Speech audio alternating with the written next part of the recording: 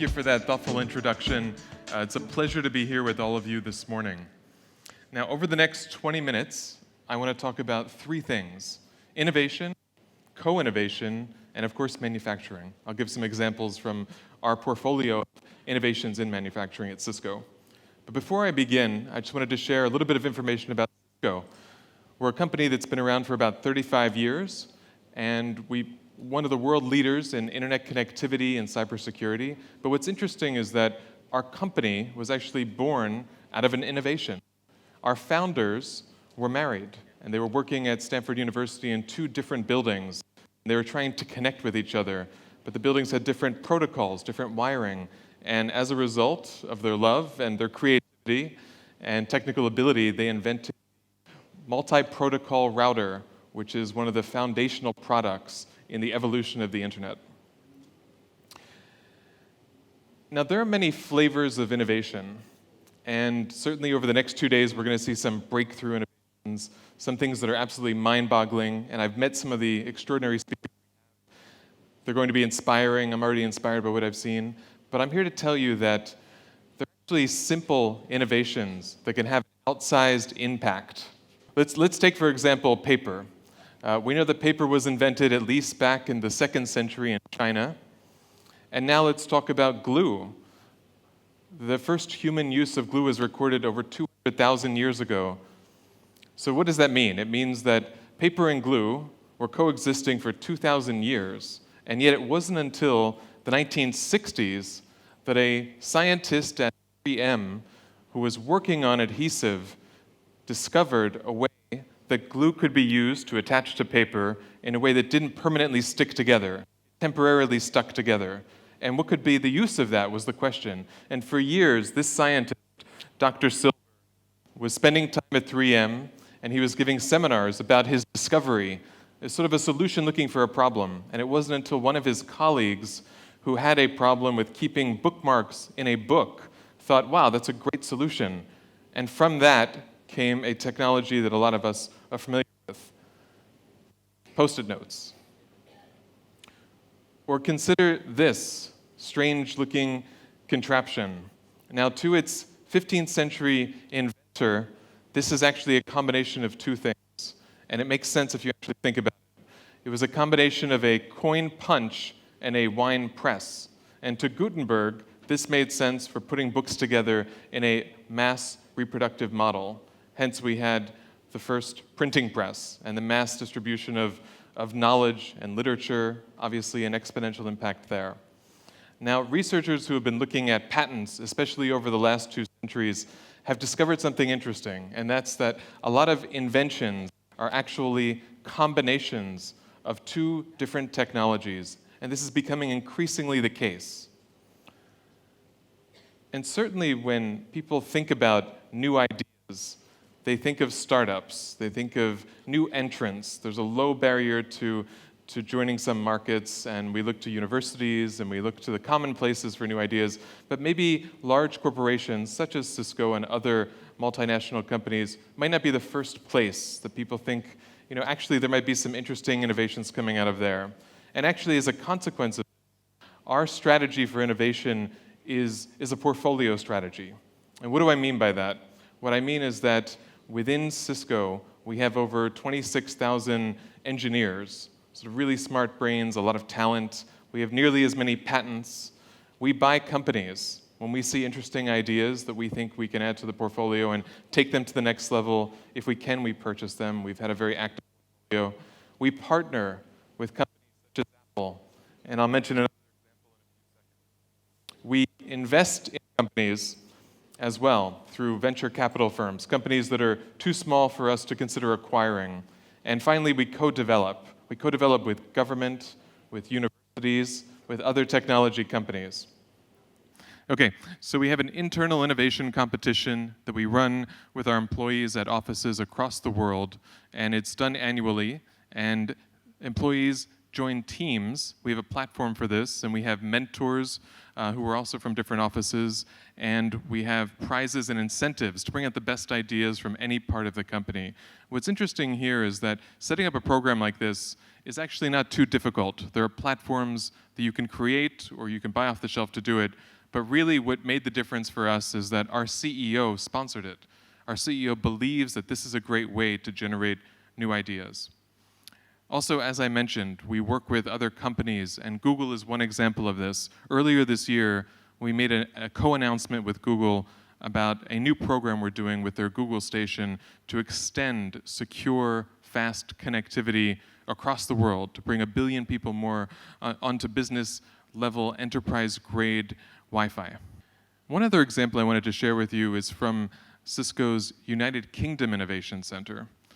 What we've done is we've taken a relatively new technology that's getting a lot of press these days, of course, and that's 5G, and we worked with some very progressive thinking farmers to connect cows to a network, specifically to 5G. Now you might be thinking, what's the point of doing that? Well, what we're doing is we're enabling farmers to learn more about the health of each individual dairy cow, and in a really interesting new experiment, cows can actually milk themselves. They can approach a milking station that's automatic, and the station knows that that particular cow is coming, and it can set up its robotics for that, and then the cow can be milked without the assistance of humans, which is a pretty novel idea. And because, as is the trend these days, there's an app for this too. If you're curious and you want to actually follow a particular cow and learn more about them, we helped create the app. Now, why am I bringing up this reference at an exponential manufacturing conference? And it's really to illustrate this point. Cisco did this in partnership with over 20 organizations, media organizations, government, academia, other technology partners, because we find this to be the best way to innovate. It's to do it with others, to share what we know, to learn from others. And we've taken the same model and applied it at the Port of Rotterdam, Europe's largest port, that has a space constraint. So in trying to keep up with some of the other leading ports in China and elsewhere, it can expand physically. There's just not enough space around it. So it's been forced to innovate, to come up with new solutions, to stay relevant and to stay ahead of the curve. And they have an ambition to become a fully autonomous port in the next decade. And here too, Cisco is working with over 20 companies, startups, government, academia, to help them accomplish that. Now, turning our attention to manufacturing, we have a portfolio of solutions for manufacturers, and some of you may be customers of Cisco. And I want to highlight 2 examples that might be relevant here. So the first is our work with a company called RealWear, and specifically the combination of 2 things. So at Cisco, we have a collaboration tool called WebEx. And we have something called WebEx Teams that allows employees across an organization to interact with each other through chat and video conference. And RealWear has created a very interesting device, and I'll show you a quick video in a few moments, that enables workers to have information at the ready, at the moment when they need it. And there's lots of industrial purposes for this, and even on the factory floor. And what does this mean? Well, really it's about combining a number of things. It's combining people, processes, and machines.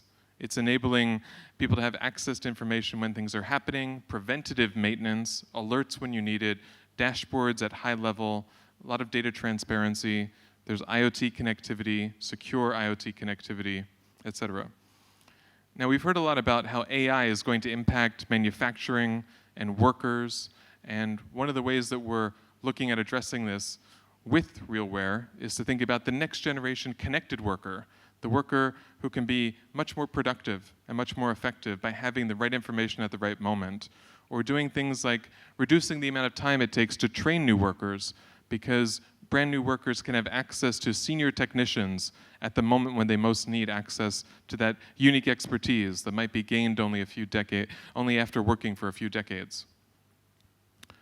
So with that, let's watch a 1-minute video that will give you a better demonstration of this.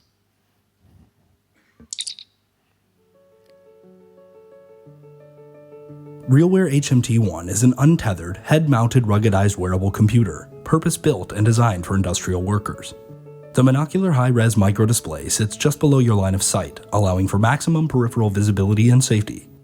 The boom arm can be moved out of the way when not needed, and the device can be configured for either dominant eye, as well as mounted to a hard hat or bump cap. The HMT1 is Wi-Fi and Bluetooth enabled and contains a 16-megapixel camera with plenty of onboard storage and memory. With 4 microphones and active noise cancellation, voice recognition is highly accurate in up to 95 decibel environments. Rated IP66, it is waterproof, dust-tight, and resistant to a 2-meter drop onto concrete from any angle. It's also fully operational from -20 degrees Celsius to 50 degrees Celsius. The battery lasts 8 to 9 hours and is hot swappable. Utilized for remote mentor video calling, document navigation, guided workflow, mobile forms, and industrial IoT data visualization, the HMT1 is a multi-use assisted reality tool for the new generation of industrial workers.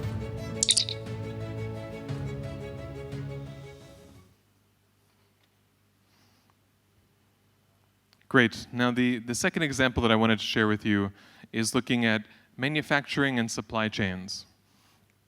Now, Cisco has one of the world's largest, most complex supply chains. It stretches across many different countries,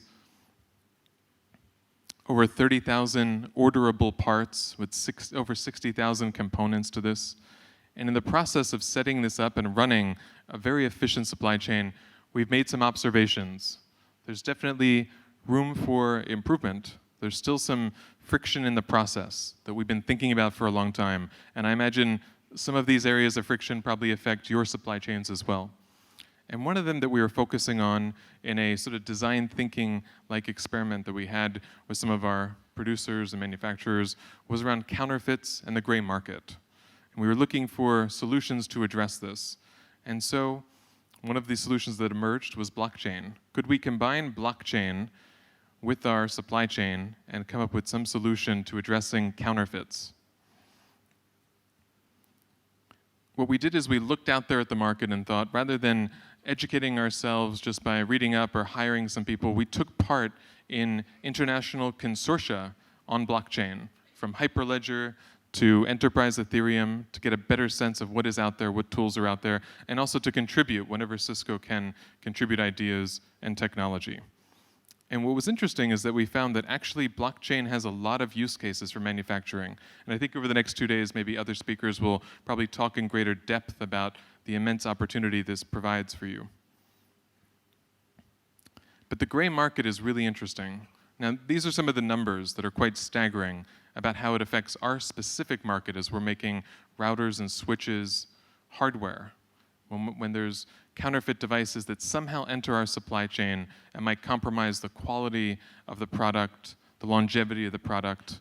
In talking to some of the folks that have been thinking about this at our company in particular, what I learned is that this only tells part of the story. This tells the story about money and accounting, but think about it. The companies that create these counterfeit components, they tend to employ children. They tend not to abide by internationally understood and recognized worker standards. They tend not to pay taxes, which could contribute to the building of schools and infrastructure, and also they tend to compromise the quality of products that might be deployed in critical areas, such as in hospitals and elsewhere.